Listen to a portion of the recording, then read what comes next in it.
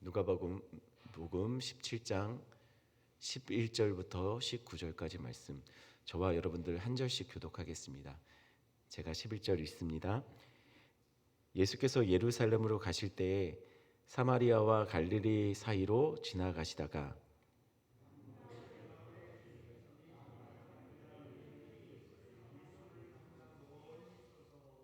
소리를 높여 이르되 예수 선생님이여 우리를 불쌍히 여기소서 하거늘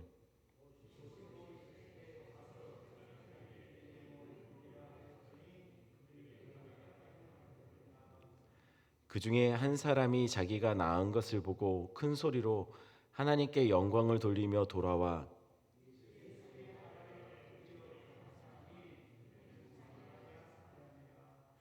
예수께서 대답하여 이르시되 10사람이 다 깨끗함을 받지 아니하였느냐 그 9은 어디 있느냐.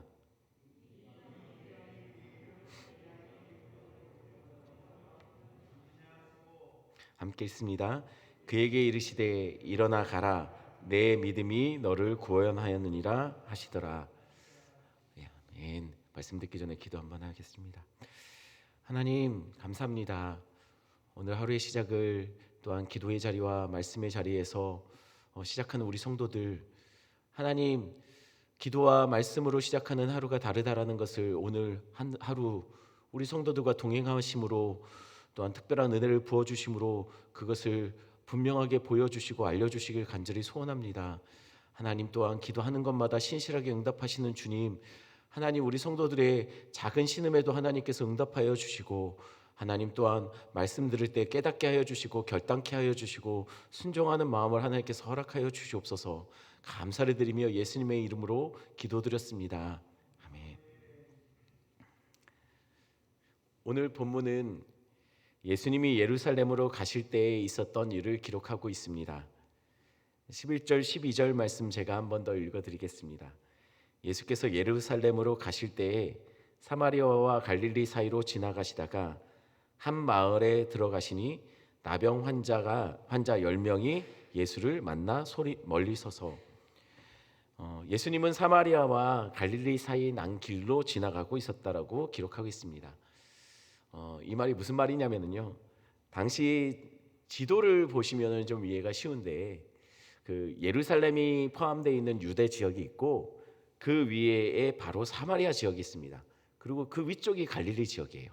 그래서 갈릴리 지역에서 예루살렘 성전으로 가려면 사실은 사마리아를 통과해서 바로 가는 것이 제일 빠른 길입니다. 근데 이스라엘 사람들은 사마리아 사람들을 별로 좋아하지 않았어요. 그것은 여러분들이 잘 아시니까 특별히 설명하지 않겠습니다. 사마리아 사람들을 꺼려했고 사마리아 지역의 땅을 밟는 것도 좋아하지 않았습니다. 그래서 이렇게 바로 내려온 것이 아니라 항상 이렇게 우회해서 돌아서 왔습니다. 지금 11절에 보니까 예수님이 예루살렘으로 가실 때 사마리아와 갈릴리 사이길로 가고 있었다라고 얘기가 나옵니다. 이 말이 바로 그 말이에요. 통과하지 않고 말하자면은 이 갈릴리와 사마리아가 이렇게 접경하고 있는 지역을 따라서 이렇게 돌아서 우회하고 있었다는 이야기입니다. 지금 예수님이 그렇게 관통하지 않고 우회하고 이동하고 있는 것이죠. 그러다가 한 마을에 들어갈 때 나병 환자 10명이 예수님을 멀리 서서 이렇게 외치기 시작했습니다. 13절 말씀 한번 같이 볼까요? 한 목소리 읽겠습니다. 소리를 높여 이르되 예수 선생님이여 우리를 불쌍히 여기소서 하거늘. 지금 예수님께 이들이 우리를 좀 불쌍히 여겨달라고 외치고 있습니다. 뭐 누가 봐도 이 말이 무슨 말인지 알죠. 무슨 말이겠습니까? 당연히 자신의 지금 어려운 상황, 이 형편을 좀 돌아보시고 우리를 좀 고쳐달라고 그렇게 요청하는 겁니다. 왜냐하면 예수님이 갈릴리 지역에서 계속 행했던 사역들이 뭡니까? 고침 그리고 위로하고 그들에게 복음을 전하는 사역 아니었습니까?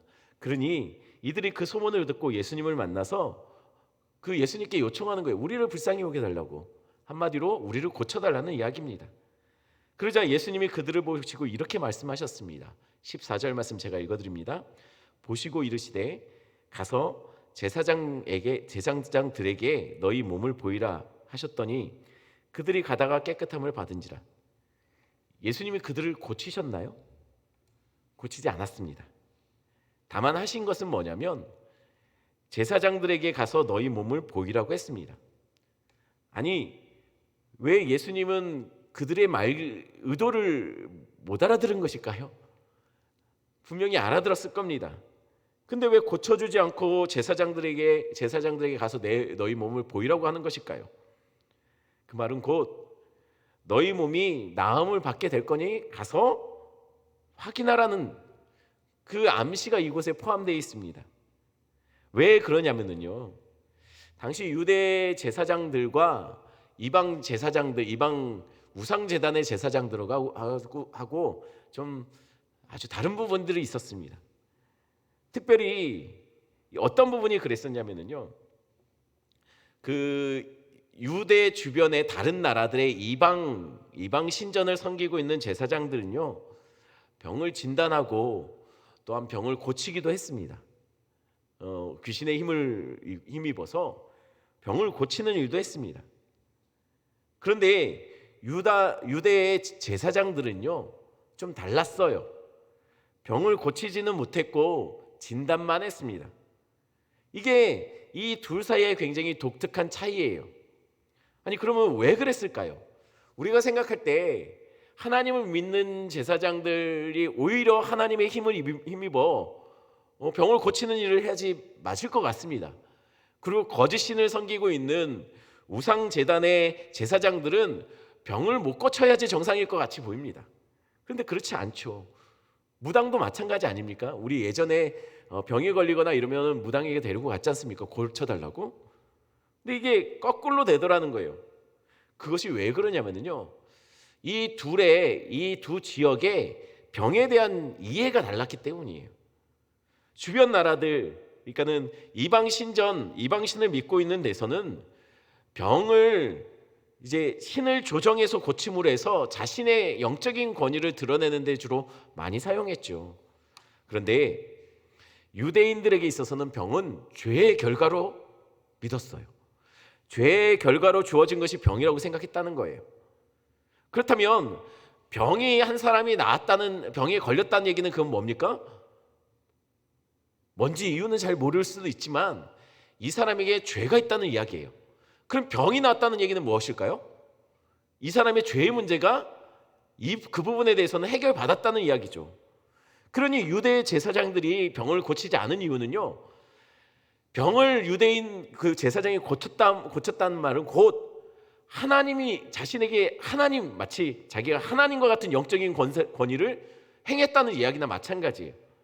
유대 제사장들은 병을 고치지 않았습니다. 그래서 왜냐하면 그것은 하나님의 영역이고 하나님의 권한에 있었기 때문입니다.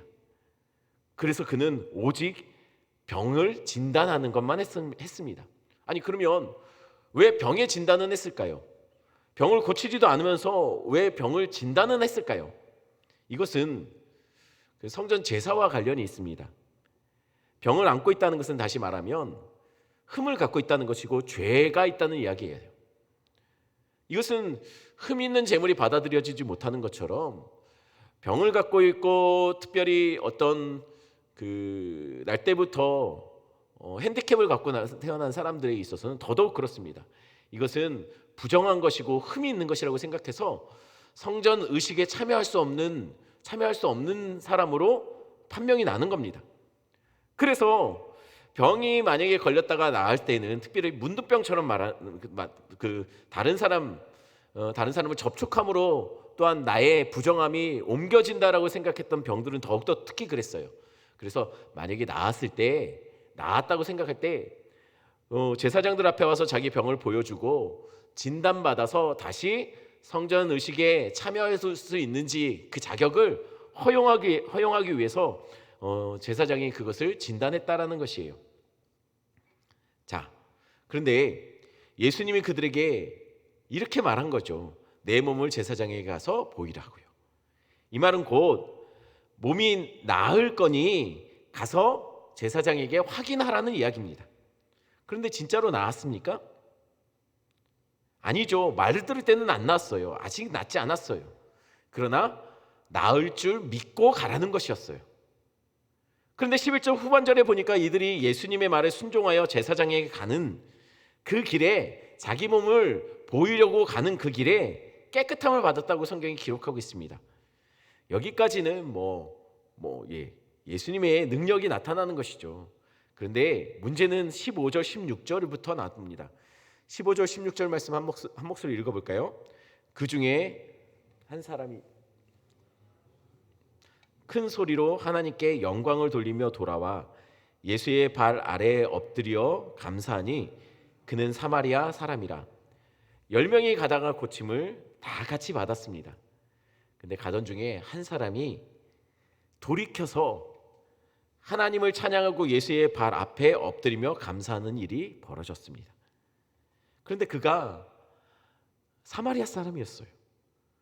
똑같이 다 고침을 받았는데, 그런데 이 사마리아인 혼자만 예수님께 돌아와 감사하고 하나님께 영광 돌렸습니다. 아니, 예수님은 가서 제사장들에게 내 몸을 보이라고 했으니 나머지는 간 것이 맞습니다. 그들이 예수님이 가라고 했으니까요. 그러니 9명도 가던 길을 마저 갔다고 해서 저희가 생각할 때는 예수님이 그렇게 말씀하셨으니까 이해가 됩니다. 게다가 문둥병에 걸렸으면 그동안 마을에서 따로 격리되어서 생활했고 가족들을 제대로 만나지도 못한 상황 아닙니까? 이것이 얼마나 오랫동안 지속됐는지는 알 수 없지만 그들은 다시 돌아가고 싶었을 거예요. 일상적인 삶으로 돌아가고 싶었을 겁니다.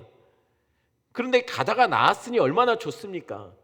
빨리 다시 가족들을 만나고 다시 원래 마을로 돌아가고 싶었을 거예요. 그러니 빨리 진단받아서 자신이 나았음을 확인하고 돌아가려고 했을 겁니다. 얼마나 그러고 싶었겠습니까? 그러니 서둘러 제사장에게 가고 싶었겠죠. 회복하고 싶었을 거예요. 그들 9명은 마음이 급했을 겁니다. 그러나 예수님은 돌아온 한 사람에게 이렇게 이야기하고 있습니다. 17절 18절 말씀 제가 읽어드립니다. 예수께서 대답하여 이르시되 10사람이 다 깨끗함을 받지 아니하였느냐? 그 9은 어디 있느냐? 이 이방인 외에는 하나님께 영광을 돌리러 돌아온 자가 없느냐 하시고 10명이 고침을 받았는데 왜 이방인 한 사람만 하나님께 영광 돌리러 돌아왔느냐고 예수님은 묻고 계세요. 나머지 9은 어디 있느냐는 것이죠. 가다가 똑같이 회복되었습니다. 그런데 문제는 회복되자 돌아온 한 명과 나머지 9명이 달랐다는 거예요. 무엇이 달랐습니까? 우선순위가 달랐어요. 9은 자기의 삶을 다시 제자리로 돌이키는데 자신의 문제를 바로 잡는 데 우선순위가 있었습니다. 하지만 돌아온 한 명은 그 구원의 감격을 표현하는데 자신을 구원하신 예수 그리스도를 만나는 데 우선순위가 있었어요. 오히려 10명 중에 더 큰 죄인으로 여겨지던 사마리아인 혼자 돌아와 하나님께 영광 돌리고 예수님께 감격하는 기쁨을 우선적으로 먼저 제사장에게 보이기 전에 표현했다는 거예요. 다시 말하면 9명은 어떤 종교적인 절차를 밟는 데 우선순위가 있었어요. 하지만 한 명은 예수님의 구원의 감격을 참여하고 표현하는 데 관심이 있었다는 거예요. 중요한 것은 종교적 의식과 절차가 아닙니다. 나를 구원하신 그분을 경험하는 것이 중요합니다. 그것이 먼저예요. 예배에 참여하는 것이 중요한 것이 아니라요, 그 속에서 주님을 만나는 경험이 중요합니다. 우리는 종종 예배에 참여하고 우리가 뭔가 교회에서 또는 우리의 개인적인 삶 속에서의 어떤 종교적인 어떤 그런 무언가를 하는 것에 만족하며 사는 때가 많이 있습니다. 하지만 중요한 것은 그 자체가 아니에요. 그 속에서 우리가 구원의 감격을 경험하고 있느냐예요. 그 속에 예수를 만나는 경험이 우리 안에 있느냐가 중요하다라는 것이에요. 19절 말씀, 그를 향해서 예수님은 이렇게 말합니다. 그에게 이르시되 일어나 가라, 내 믿음이 너를 구원하였느니라 하시더라. 10명이 모두 문둥병에서 고침을 받았습니다. 그러나 예수님은 오직 사마리아인에게만 이렇게 말합니다. 내 믿음이 너를 구원하였다라고요. 중요한 것은 어떤 종교적인 의식에 참여하는 것이 우리를 구원하는 게 아니에요. 구원하는 이 구원은요, 예수 만나는 경험이 우리를 구원시킵니다. 예수 앞에 나오는 이유는 나의 문제를 해결받고 내 삶이 나아지고 눌리고 묶인 여러 가지 어려움이 풀리기를 바라는 이것이 우선순위가 되어서는 안 됩니다. 우리의 우선순위는 그분을 만나는 것이고 그 은혜에 감격하는 것이고 그분밖에 없다는 고백을 하기 위해서 우리는 예배드린다는 것이에요. 9명의 유대 문둥병자들은 온통 제사장에게 자기의 몸을 보이고 다시 일상으로 돌아가는 것에 관심이 있었습니다. 종종 우리도 그럴 때가 있어요. 단지 교회 예배에 참석하는 데 관심을 갖고 예배가 끝나면 다시 열심히 일상으로 돌아가 일하는 데만 관심이 있을 때가 있다는 거예요. 아니, 죄송하지만 심지어는 예배를 드리면서도 당장 내일 무엇을 해야 되는지, 오늘 이 예배가 빨리 끝나고 돌아가 무엇을 해야 되는지 온통 그것에만 관심이 있는 그런 예배를 드릴 수도 있다는 거예요. 하지만 한 명 죄인이었던 사마리아인은 그 중에 돌아와 예수께 무릎 꿇고 그 구원의 감격을 표현했다는 것이죠. 우리의 예배가 그와 같이 사마리아인과 같은 예배가 되기를 간절히 축원하고 소원합니다. 말씀 생각하시면서 우리 함께 기도하겠습니다. 계속해서 우리가 기도하는 것이 있죠. 코로나 상황이 빨리 해결되게 해달라고, 특별히 우리 교회가 파송한 선교사님들을 위해, 돕고 있는 선교사님들을 위해서 계속해서 기도했으면 좋겠습니다. 어려운 상황 속에서도 잘 사역 감당하게 해달라고, 우리 정명강 서주희 선교사님, 중국인 유학생 선교회, 아마 지금 굉장히 많이 어려운 상황에서도 이렇게 계속해서 저한테 소식을 전하기는 계속 중심 잃지 않으시고 계속 하나님이 부르신 그 자리에서, 이스라엘 그곳에서 우리 중국인 유학생들 잘 세워가기 위해서 몸부림치는 모습들 너무 귀하다고 생각합니다. 우리가 기도로 지원했으면 좋겠고요. 오천식 선교사님 가정에도 주님 지금 현재 안식년 기간 동안이 잘 정비되어서 또한 앞으로의 사역들 속에 하나님 좋은 열매 맺혀질 수 있도록 잘 계획하고 잘 준비하고 잘 충전받을 수 있도록, 또한 이곳에서도 하나님께서 특별하게 우리 선교사님 가정을 통해서 일하심을 보여달라고 위해서 기도해 주시기 바랍니다. 또한 계속해서 기도할 것은 나라 민족을 위해서 기도해 주시고요. 또한 포괄적 차별 금지법 그것이 하나님께서 막아달라고, 막아주기만 하는 것이 아니라 이것을 세우려고 하는 시도들이 부끄러워질 수 있는 그런 은혜 달라고 계속해서 기도해 주시고, 앞에 띄어진 기도 제목 가지고 기도하시다가 자유롭게 돌아가시겠습니다. 함께